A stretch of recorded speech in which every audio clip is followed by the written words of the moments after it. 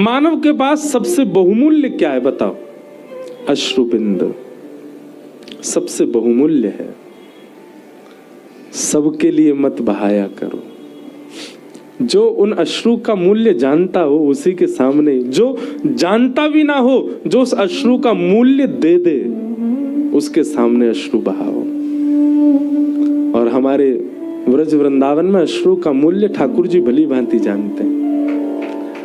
स्वामी श्री हरिदास जी को दिया, पितृवंश महाप्रभु को दिया, हरिराम व्यास जी को दिया, मीराबाई को दिया, सबको दिया।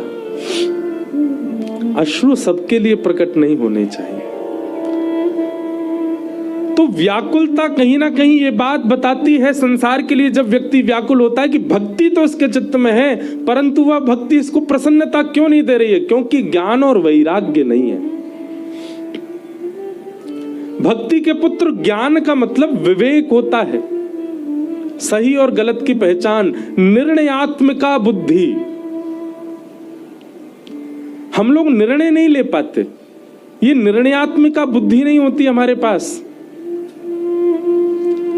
असमंजस बनी रहती है, क्या करें क्या ना करें, क्या करें क्या ना करें। वैष्णव का स्वभाव है, नाम जापक का स्वभाव बन जाता है, परिक्रमा करने वाले का स्वभाव बन जाता है, उर्दपुंड लगाने वाले का स्वभाव बन जाता है, शिखासूत्र धारण करने वाले का स्वभाव बन जाता है कि उसकी बुद्धि असमंजस में नहीं रहती। थोड़ी देर विचार करने के बाद एक सटीक उत्तर उसके चित्त से अपने आप आता है। इसी को ज्ञान कहते हैं। ज्ञान का मतलब बहुत पढ़ लिख लेना नहीं होता है, ज्ञान का मतलब निर्णयात्मिका बुद्धि प्राप्त होना होता है। निर्णय लेना, मुझे क्या करना है अपने जीवन में, क्या नहीं करना।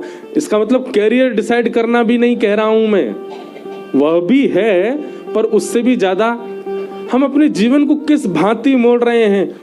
विषयी बना रहे हैं, भोगी बना रहे हैं, या फिर वैष्णव बना रहे हैं, विरक्त बना रहे हैं, प्रेमी बना रहे हैं।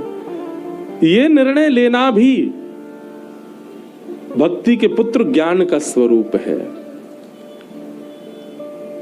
तो ज्ञान का मतलब निर्णयात्मिका बुद्धि, और ये निर्णयात्मिका बुद्धि को ही विवेक कहते हैं। और ये विवेक कैसे मिले?